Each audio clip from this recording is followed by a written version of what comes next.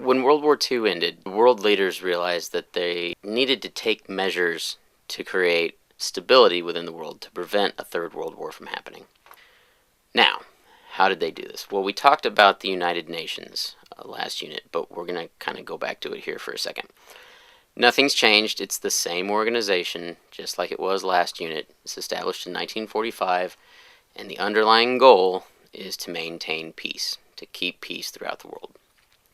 But another organization that comes along at this time, in 1949, is called the North Atlantic Treaty Organization, or NATO, NATO for short. NATO is a group of countries in Western Europe that band together to be stronger in the event that the Soviets might try to attack. Also, the United States is involved. And really, the United States, we're the ones that give NATO its real power, the military might that NATO needs to actually be an effective deterrent. One of the things that we have in America that the Western European nations didn't have was a natural barrier against the Soviets. We have two oceans on either side of us that separate us from the Soviets. The lands in Western Europe, they don't have that. And so the Soviets are in striking distance all the time without even moving. I mean, they're right there. They are just to the east of places like France. They're not very far away. So NATO forms, and there's a sort of safety in numbers idea going on here. If you attack one person, it's going to be pretty easy to beat that person. But if you attack a group of people, it's going to be tougher just because there's more people. That's the basic idea behind NATO. An attack on one NATO country is recognized as an attack on all of the rest of those countries. So, let's say France gets attacked. Now, while they're the only one that actually physically gets attacked, Great Britain, the United States, all the other countries sort of recognize that attack as being an attack on them as well. So an attack on one of them is an attack on all of them. Now, the World Bank, the International Monetary Fund, and GATT, which just stands for the General Agreement on Tariffs and Trade, these are institutions and organizations that are established even before World War II formally ends to create a more stable global economy. Remember, after World War I, we hit Germany pretty hard. We basically took away everything that they had, including their ability to maintain a working, stable economy. We had a chance after World War II to make up for the mistakes that we made after World War I. And this is one area especially where we do a good job of learning from our mistakes. The World Bank, IMF, and GATT create more stable economies. It's a general economic principle that a bad economy leads to poverty, and poverty leads to war. And again, we saw this in Germany after World War I. Their economy was terrible, the people were in poverty, and eventually they went to war. A good economy, on the other hand, typically leads to prosperity, and prosperity, when you have people working, people making money, not only are they making money, but they're also occupied, they are more likely to maintain peace. Now, interestingly enough, both the United States and the Soviet Union want peace and prosperity. We just have different ideas of how that peace and prosperity should look. And remember, that word that we use to describe that is ideology. We have different ideologies. So, these organizations definitely help in creating a stable global economy. Now, I'm not going to ask you what the World Bank or GATT specifically does or what they mean or anything like that, but here's what I do want you to recognize about the World Bank, IMF, and GATT. That they are designed to help stabilize the global economy. So you're probably asking yourself, well, Mr. Smith, why would you put the United Nations and NATO on the same slide as World Bank, International Monetary Fund, and GATT? And that's a good question. The United Nations has the ability to send in military force to maintain peace, and the North Atlantic Treaty Organization is also a military deterrent against any sort of war that might arise. Okay, so those two top ideas deal more with military. The bottom three, World Bank, International Monetary Fund, and GATT, like I said, they're about global economics. However, all five of them together are about relationship building. When you're going to have a global economy, you're going to be trading and conducting business from country to country on a global stage. So you have to build relationships if you're going to make those trade situations work.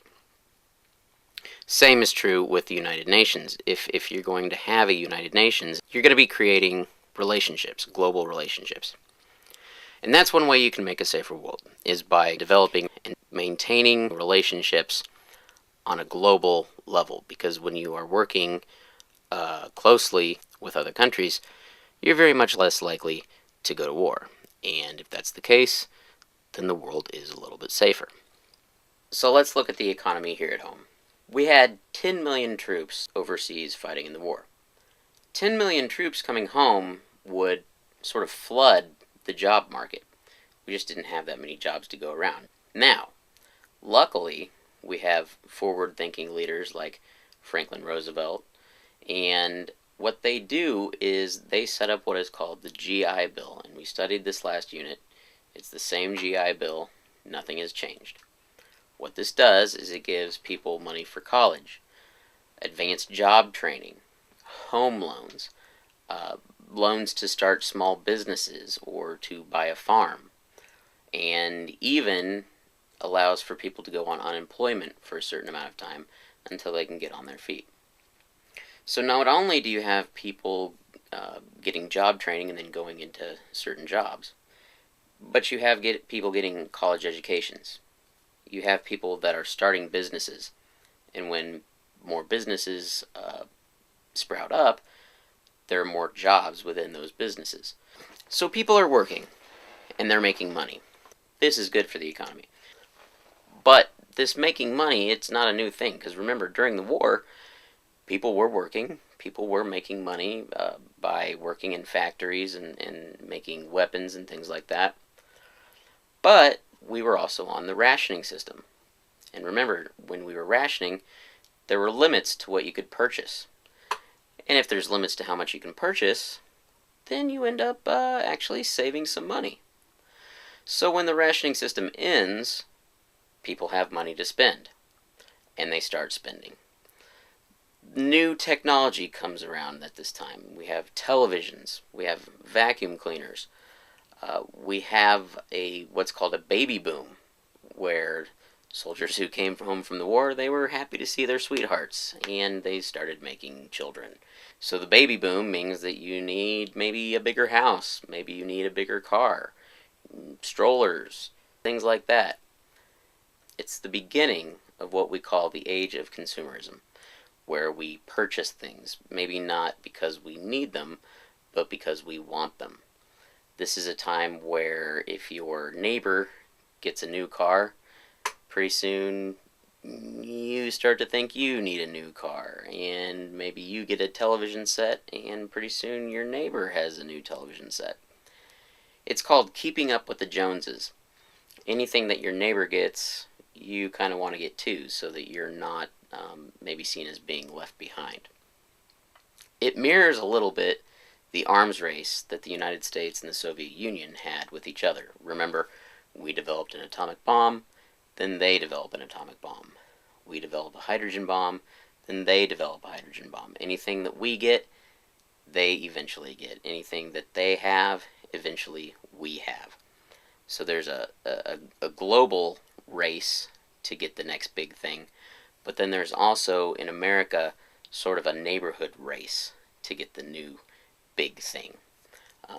It's very important because the spending of this money actually helps create a more stable and actually growing economy. It's very good for America, and it lasts really until today, where there's the idea that maybe we don't need something, but we want it, and so we go out and get it. This is important because America having a good economy is good for the world. America is the leader now. We've sort of assumed that position in the post-World War II world. Even though we only have about 6% of the world's population, we account for about 2/3 of the world's goods and services. So we're producing, we're trading, we're sending things to other countries and creating global markets. So by America doing well, the rest of the world does well. And if the world is working and prospering, then guess what? Less likely to go to war. The age of consumerism definitely helps create a more peaceful world.